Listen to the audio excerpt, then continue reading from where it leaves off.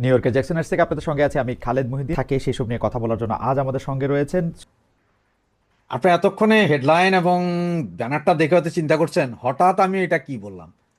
মানে আমি কি কোনো চরমনাই পীরের মতন পীর হয়ে গেলাম, নাকি কোনো ওহী নাজিল হয়েছে কিনা আমার উপর যে আমি হঠাৎ করে বললাম পরবর্তী টার্গেট জোবাইদা রহমান।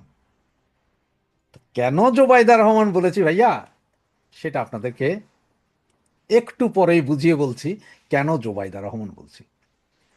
তো তার আগে একটু বলি যে এই যে হাদি ভাই আমাদের, সে মাউয়া ছিরা হাদি ভাই, উনি গতকালকে যেই গুলিটা খেয়েছিলেন, তো গুলির অনেক ভিডিও আছে, অনেক ভিডিও দেখলেন, সব শুনলেন।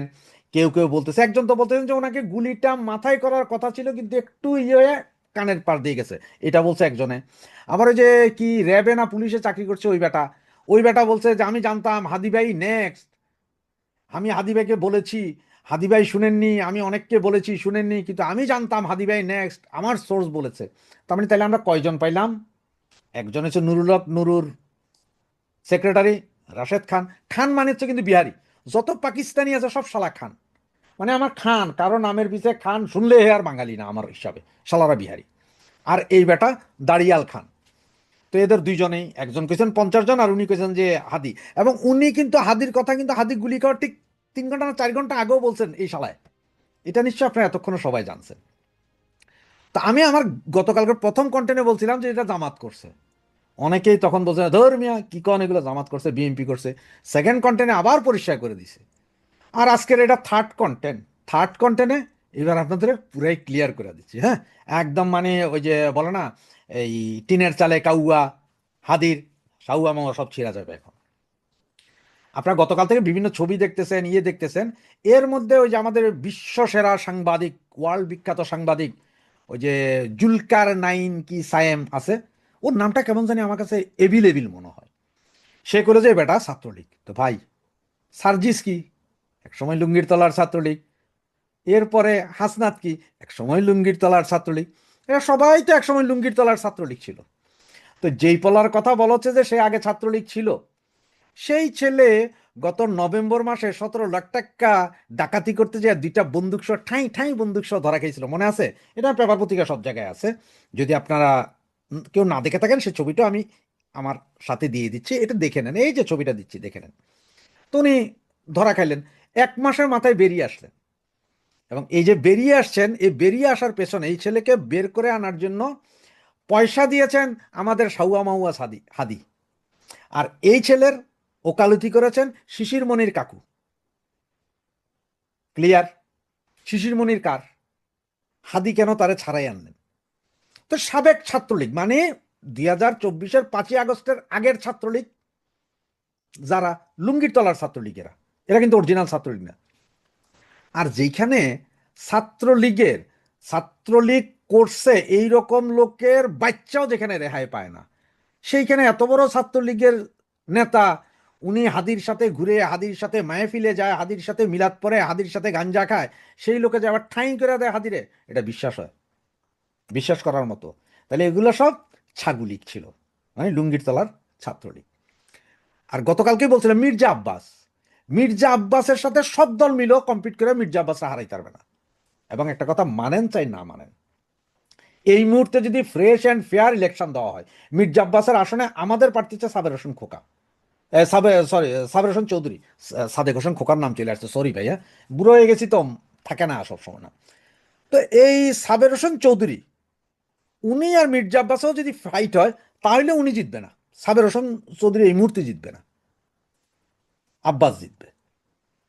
তা আব্বাস যেখানে জানে যে মির্জা আব্বাস উনি জিতবে, তাহলে উনি কেন এই পোংটারে মারতে যাবে?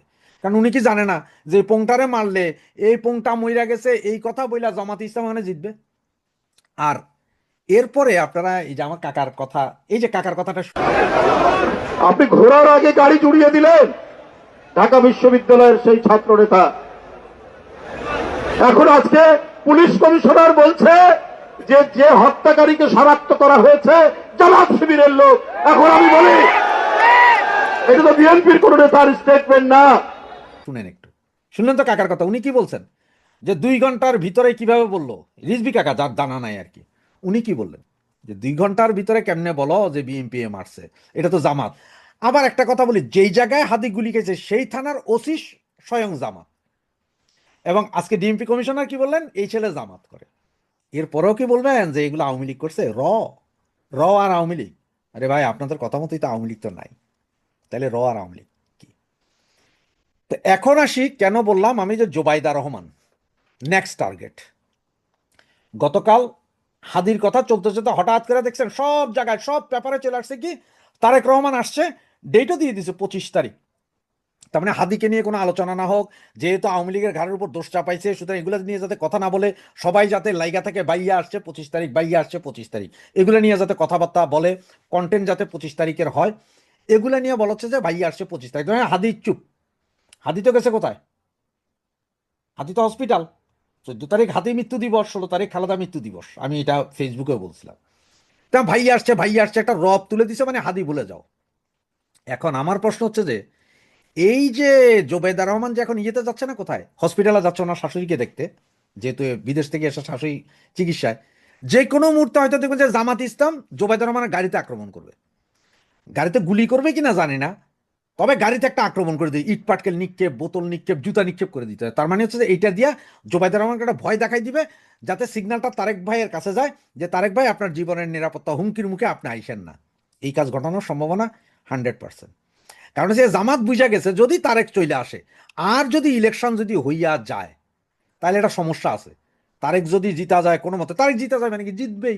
জামাত হয়তো আমরা আপনারা যেটা বলছি হয়তো যে 10টা আসন পাইতে পারে, এই মুহূর্তে জামাত অন্যান্য ইসলামিক দলের টিয়ে কইরা সরকারের প্রচ্ছন্ন সহযোগিতায় হয়তো 30 থেকে 40 আসন পাইতে পারে, কিন্তু ম্যাক্সিমাম বিএনপি জিতবে। সুতরাং জামাত তো এটা চায় না। জামাতের চিন্তা হচ্ছে যে হয় সরকারে যাব, সরকার প্রধান হব, আর নইলে ইলেকশন হবে না, যেভাবে আছে এইভাবে থাকবে, প্রয়োজন আমরা ইউনূস কাকাকে সরকার প্রধান বানাবো।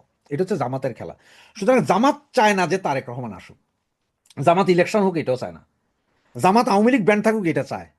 সুতরাং জামাতের খেলা। এখন জামাত যে কোনো মুহূর্তে আবারও কার উপর হামলা, আপনার জোবাইদা রহমানের উপর হামলা করে দিতে পারে, হামলা করে দিয়া বলবে যে দেশে অশান্তি আছে।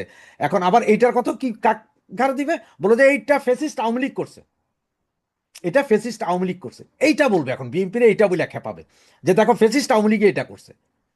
এই জন্য আমি আজকের এই ঘটনাটা আগেই বলে দিলাম যে যে কোনো মুহূর্তে হবে। কারণ হাদিরা মারার সাথে সাথে একটা ইয়ে তুলে দিছে, তারেকের কাছে গেছে দেখেন নির্বাচনী সহিংসতা, এবং এখনো বলতেছে আরো 49 জন বাকি আছে না, আরো কত সহজে মরবে, কোথায় কোথায় মরবে তার কোনো ইয়েত্তা পাত্তা নেই। তবে জোবেদা রহমানের গাড়িতে হামলা হবে বা যে কোনো জায়গায় জোবেদা রহমানের উপর হামলা হবে, এটা আপনার গ্যারেন্টি লিখে রাখতে পারেন যে এর দ্বারা তারেক ভাইকে সিগন্যাল পাঠানো যে ভাইয়া নিরাপত্তা নাই। তারেক রহমানও তখন চিন্তা করে যে নিরাপত্তা নাই, আসলে জীবনের হুমকির মুখে, উনি তো এমনি বলতেছেন হুমকির মুখে বুলেট প্রুফ গাড়ি টেরে আনাইছেন। তো কখন কি হয় দেখে থাকেন। হ্যাঁ, জয় বাংলা, জয় বঙ্গবন্ধু। দর্শক, সম্পূর্ণ ভিডিওটি দেখলেন, আশা করি বিষয়টি বুঝতে পেরেছেন। এই নিয়ে আপনার গুরুত্বপূর্ণ মন্তব্যটি অবশ্যই কমেন্ট বক্সে জানিয়ে দিবেন। ধন্যবাদ।